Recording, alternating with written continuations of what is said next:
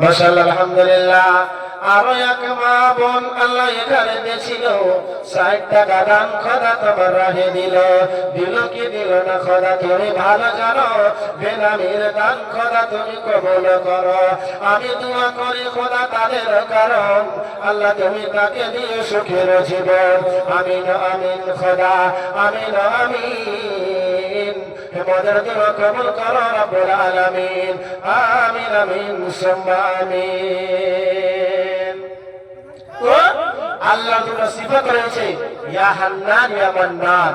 তো একটা বান্দা গুনাহগার, বান্দা জাহান্নামী, একটা জাহান্নামী বান্দা জাহান্নাম থেকে কি করবে জানেন? ইয়া হান্নান ইয়া হান্নান ইয়া মান্নান। যখন একটা গুনাহগার জাহান্নামী বান্দা যখন কত দূর নিচে রয়েছে, জাহান্নামে কত নিচে রয়েছে শুনেন।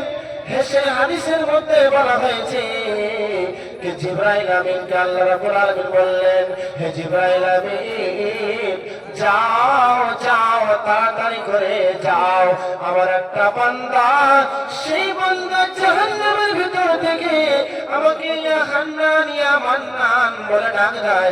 আমার একটা এমন সিফাত যে বান্দা যখন ইয়া হান্নান ইয়া মান্নান বলে, আমার হৃদয়টাকে উঠে যায়, আমি আর বরদাস্ত করতে পারি না রে। হে জিবরাইল আমিন তুমি চাও, দেখো তো আমার বান্দাটাকে আমার কাছে নিয়ে এসো। তখন জিবরাইল আমিন কি করলো? আল্লাহ রাব্বুল আলামিনের হুকুমে জিবরাইল আমিন কিন্তু চলে গেল।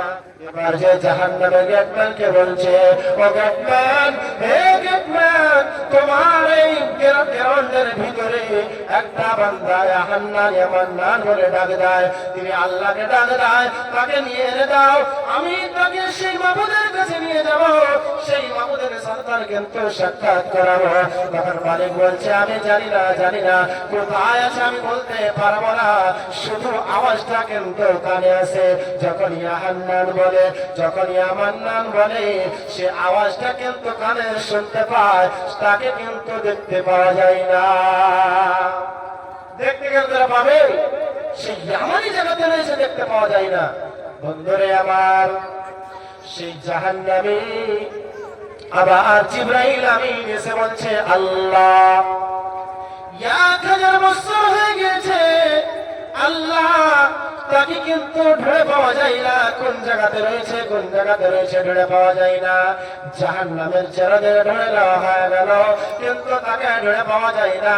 তখন আবার জিবরাইল আমিন যে যাবে, বলবে, যাও যাও যাও রে, আমার বান্দা আমাকে ডাক দেয়, হান্নান ইয়া মান্নান বলে ডাক দিয়েছে, আর আমি বরদাস্ত করতে পারি না, যাও তাকে কিন্তু এনে দাও। জিবরাইল আমিন বলছে, আল্লাহ তাই তিনি কোথায় আছে, আমি ঢুঁড়ে পাচ্ছি না।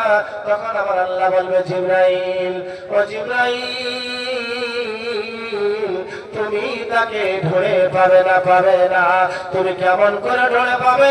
আমার বান্দা কোন জায়গা দিয়েছে না আছে, জাহান্নামের কোন কোণাতে পড়ে আছে আমি জানি রে। জিবরাইল তুমি যাও যাও যাও, সবচেয়ে নিচে জাহান্নামের সবচেয়ে তলিতে যে দেখবে একটা পাথর পড়ে আছে, সবচেয়ে তলিতে দেখবে একটা অনেক বড় পাথর পড়ে আছে, সেই পাথরটাকে কিন্তু হাঁটিয়ে দেখবে, সেই পাথরের তলে রয়েছে।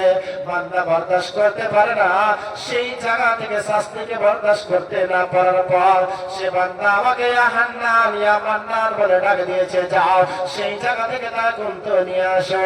বান্দার বন্ধুরে আবার চল, জিবরাইল আমিন সেই জায়গা থেকে সেই জাহান্নামী বান্দাকে নিয়ে গেল। 1000 বছর পর সে কিন্তু আল্লাহর কাছে বান্দাকে নিয়ে গেল। নিয়ে যাওয়ার পর বলছে, আল্লাহ ইয়া হান্নান ইয়া মান্নান ইয়া হান্নান ইয়া মান্নান, একটু আমাকে সময় দিন, পৃথিবীতে যাওয়ার জন্য আমাকে 1 সেকেন্ডের সময় দেন। কিন্তু আমার আল্লাহ রাব্বুল আলামিন বলছে, লা ইসমাউনা ফিহা লাগওয়া ওয়ালা কিযাবা, সেই দিন কোন বান্দার কিছু কথা শোনা যাবে না। বান্দা বলতে থাকবে, শুধু আবদার করবে। আল্লাহ একটু সময় দাও, একটু মহলত দাও। সেই সময় থেকে তো আমার আল্লাহ বলছে, লা ইসমাউনা, কোনো কথা শোনা যাবে না। তোমরা মিথ্যা বলছো, মিথ্যা। কেমন মিথ্যা বলছো? যদি তোমাদের এতই বড় আশা থাকতো, যদি এতই বড় তোমাদের জান্নাতের খায়েশ থাকতো, যদি এতই বড় তোমাদের ভিতরে আশা থাকতো যে আমি আল্লাহর জান্নাতে যাব, সেই ফুলের বাগানে সুন্দর হয়ে থাকবো, তাহলে বান্দা তোমাকে 20 বছর 30 40 50 60 70 80 90 100 বছর দিয়েছিলাম, সেই জীবন দিয়েছিলাম, সেই সময়তে তুমি কি করেছো বলো? তুমি কি সময় পাওনি? সেই সময়তে তোমাকে কি খেয়াল আসেনি? আমার আল্লাহ রাব্বুল আলামিন বলবে না না না না, তোমাকে কোনো সময় দেওয়া যাবে না, তোমাকে কোনো রকমের সময় দেওয়া যাবে না।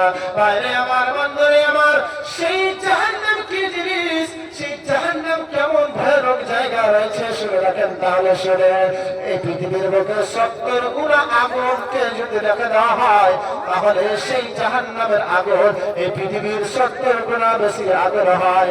বাইরে আমার বন্ধুরে আমার, একটা কাপড়ে যদি আগুন লেগে যায়, আপনি কাপড় পরে আছেন, মা বোন আকার গড়ে থাকে, যে তার কাপড়ে আগুন লেগে যায়, তাহলে চিন্তাভাবনা করে, সে টাপাটাপি করে, বরদাস্ত করতে পারে না।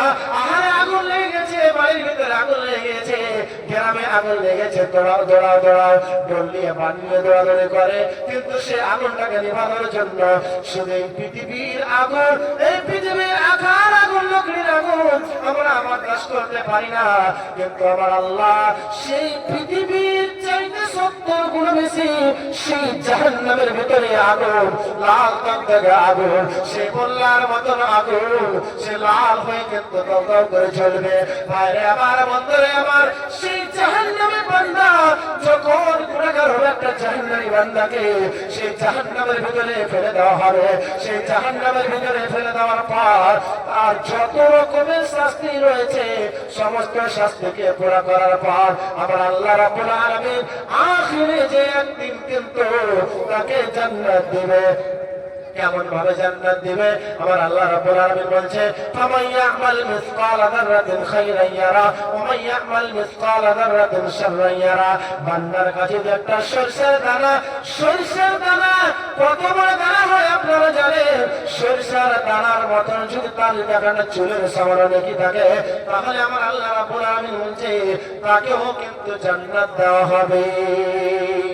তো সেই জাহান্নাম, জান্নাত তো দিবেই, কিন্তু সেই জাহান্নাম আর কিরকম হবে ভাই? জাহান্নাম এত ভয়ানক জিনিস, সেই জায়গাতে বান্দা বলবে আল্লাহ আল্লাহ,